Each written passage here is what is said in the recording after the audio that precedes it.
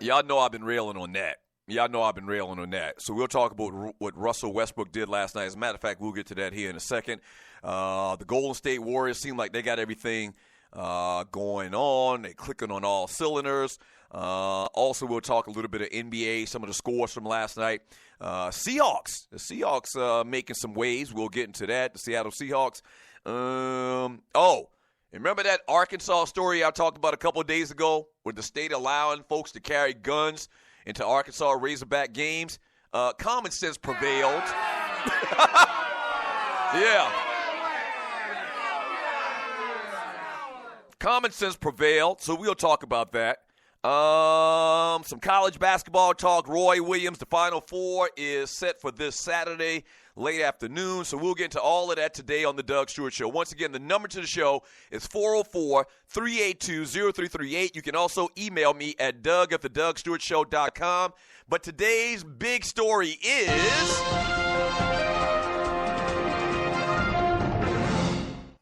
my man Russell Westbrook goes for another triple-double.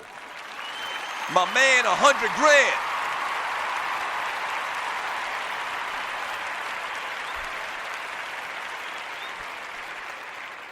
I mean, that's not really the big story. The big part of that story is the fact that this man got a triple-double and got 57 points. Now, we're going to break down exactly what he did, how he did it. We'll kind of give you the updated facts about his triple-double reign this year in the NBA.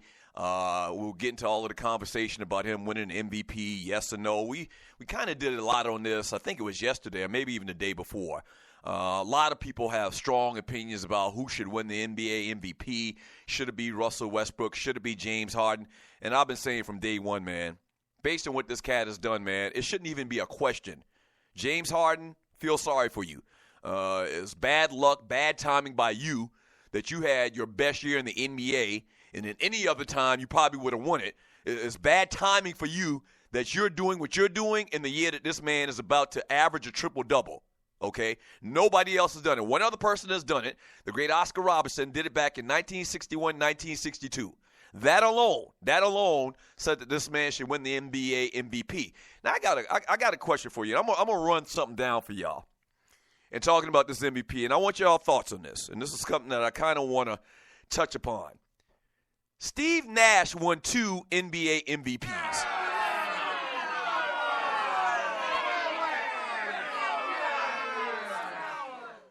Steve Nash, and I'm going somewhere with this. Steve Nash won the MVP in 2005. Let's look at the 2005 year. He had a great year. I mean, the Suns had a league best record of 62-20. Let me stop right there. And I said this yesterday. Maybe it was Barbershop Sports Talk podcast in the chat room on Spreaker.com said something about this yesterday and maybe the day before. This is an individual award. It's not a team award. It's an individual award. So Steve Nash in 2005, when he won his first MVP, led the Suns to a 62-20 record.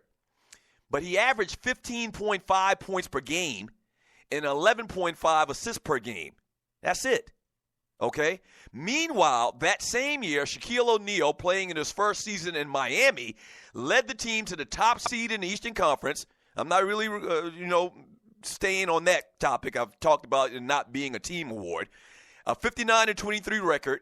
He also averaged 22.9 points per game, 10.4 rebounds per game, and it meant a 16-game improvement for the team from the previous season. If you want to talk about the effect on a team and the most valuable player to a team, I think the fact that you take Shaq out or you add Shaquille O'Neal to that Miami Heat team and they win 16 more games than they did the year before, I think that speaks more volume about a total team record and talking about Nash and the Suns winning 62 games this year as well. All right? So that's 2005. 2006, Steve Nash is the only repeat MVP winner that has never appeared in the NBA Finals game. Did you hear what I just said? I'm going to repeat it for you. Steve Nash is the only repeat NBA MVP winner that has never appeared in an NBA Finals.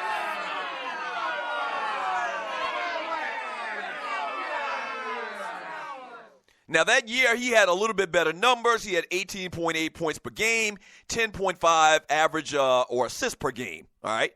But when you consider the select company that Steve Nash was a part of, who had won multiple MVPs, repeat MVPs, not multiple, repeat, 1 year, and then they won it the next year afterwards. The only people that have done that in NBA history is LeBron James, Karl Malone, Tim Duncan,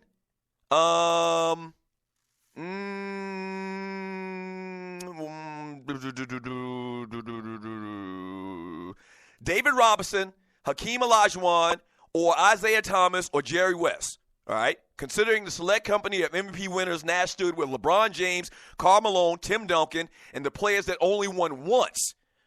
Correction is Shaquille O'Neal, David Robinson, Hakeem Olajuwon, and never won it, Isaiah Thomas and Jerry West. So Isaiah Thomas and Jerry West never won an NBA MVP award. Shaq won it once, David Robinson won it once, and Hakeem Olajuwon only won it once as well. Kobe Bryant that year was just sensational. He averaged 35.4 points per game, 5.3 rebounds per game, and 4.5 assists per game. Many argue that the Lakers would have been a lottery team without Kobe in 2006. And if you take a look at the roster that year they had Smush Parker, Chris Mim, Kwame Brown. That's right. Although Lamar Odom was on the team, he always served as the Lakers' best off the bench rather than a second option. That's right. That year, Kobe Bryant averaged 35 points per game and was playing with cats like Smush Parker and Kwame Brown.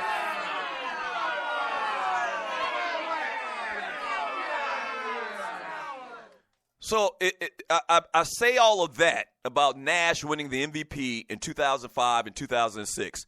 First of all, y'all know if y'all listened to me before that I really thought it was bullshit when Nash won the MVP twice in itself. I thought that before everybody else called it what it was, all right? But my question I ask to y'all is this. For all the people out there that are debating this at the barbershop or what have you, man, I ask you this one question. If Steve Nash, and the reason I chose Steve Nash is because Steve Nash is kind of like, in the same position scenario as Westbrook, who has not won an NBA Finals, doesn't have a championship, but a great player, and in the conversation for an MVP. So he was the closest one I could come to. A lot of y'all are going to say this is about race, and I'm just hating on the white boy. It's got nothing to do with that. It just so happens that's the case. Now, it might be a small smidgen of truth to the fact that Steve Nash won his MVPs because he's a white guy, but that's not what this argument is about. The question I want to ask y'all is this.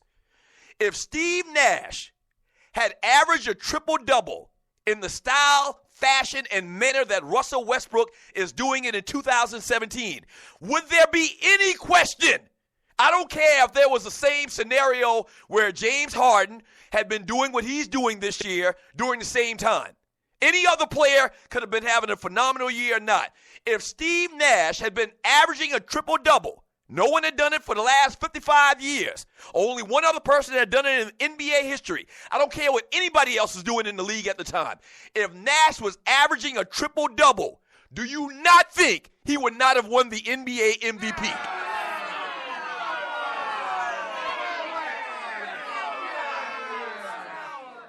No way in hell. No way in hell Steve Nash didn't win the MVP this year if he had done what Russell Westbrook is doing today. Period. If you can argue that, if you can come and give me a reasoning on why you think Steve Nash might not have won it under the same circumstances, I want to hear from you. I want to hear from you.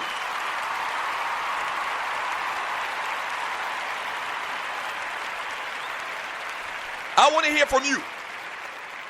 I want to hear from anybody listening to the show, anybody under the sound of my voice.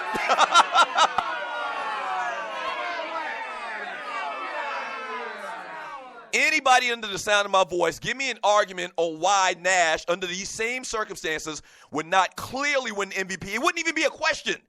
It wouldn't even be a question. The main point about this is the award and how they come up with the voting for the award, for the most part, is bullshit.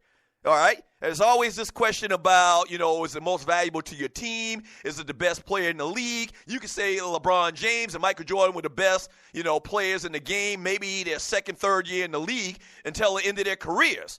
You can make that argument, okay? So it's basically whoever the media, and the media votes for this, whoever the media likes the best, whoever the media is more comfortable with, which I always say, and I'm very consistent in this, it shouldn't be about who you're comfortable with as the media. It shouldn't be about who grants you the most interviews or whatever. It should be about what happens on the field in football, on the court in basketball, on the baseball diamond. It's as simple as that. Period, point blank. It's about what you have done on your prospective field of play.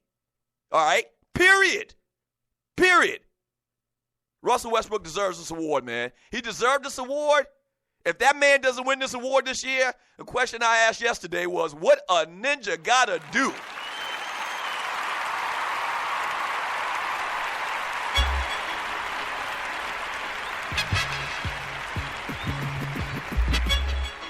I mean, come on, man.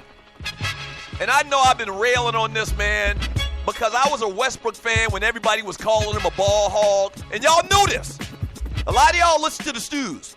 I was a Westbrook fan when everybody in America, the media in particular, was saying that man was a ball hog. Why is he taking shots away from Kevin Durant? Blah, blah, blah. Woo, woo, woo, woo, woo. I was one of the only people in America that's like, y'all can say what y'all want about Durant, but this boy ain't no joke. He ain't no joke. And I just want to see the man get what he deserves. Simple as that.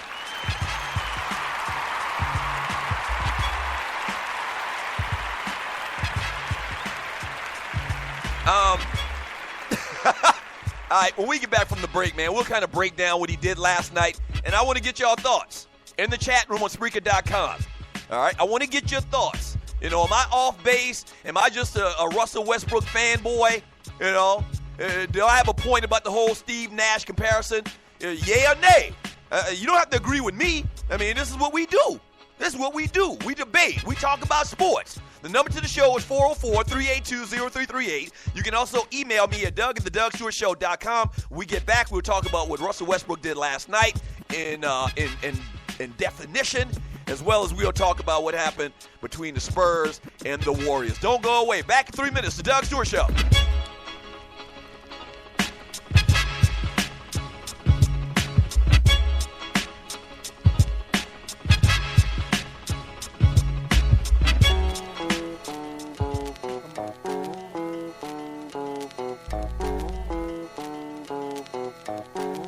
I need to say anymore, bet. Yep.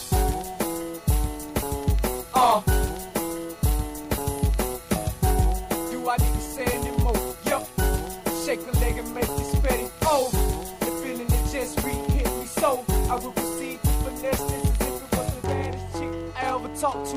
Whoa, yeah, even though my clothes smell like Joe, see, I'ma let you know I got a vision of gold. Yeah, me and this mic. More than love is lust with an appetite. She offered the chain, so I offered the chain. Thought it made me look cold in the platinum thing. The rent done changed, we got to maintain. We got to keep a chunk of chain. It's something like a Range Rover. We keep it mobbing in the heater when the brain can blow. Don't get it twisted, baby. My salary ain't set. Like I'm a dentist, then to get your cavity checked. And I mean no disrespect. You move your neck. Do I need to say anymore? Bet. Yo, do I need to say anymore? Bet. Yo, do I need to say anymore? Bet. Yo, you just rush the check, don't rush the bet. Freezing the waters, I want respect. To excel without excelling my last breath. Cause I have come to conquer the face of death. Yup, no faith is left in the face of death. With no trace of wealth, we face ourselves is coming. With no peace of mind, you find me